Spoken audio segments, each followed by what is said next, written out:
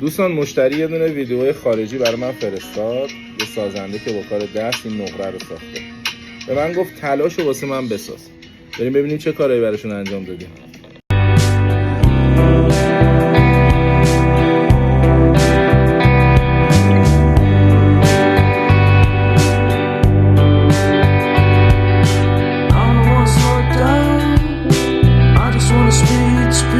خب اینم کارگاه رزین برامو فرستاده.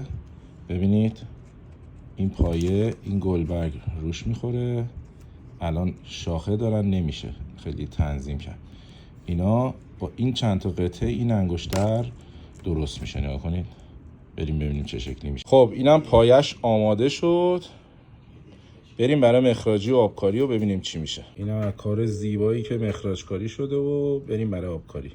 آقا وقتی تمام خفنای مخراجکاری، جواهرسازی، طراحی، ایده پردازی و یک مشتری خوش سلیقه کنار هم جمع میشن، یه همچین شاهکاری رو خلق میکنن. ببینید گلبرگ ها هیچ کدوم قرینه نیستن. دقت بفرمایید، با طراحی زیبراش انجام شده. ببینید گلبرگ ها چه حجم زیبا، چقدر قلوه‌ای، چقدر طبیعی این پیچک رو درست کرده و نوکاشون رو سوزوندیم تو طراحی که به جایی گیر نکنه و آسیب نزنه.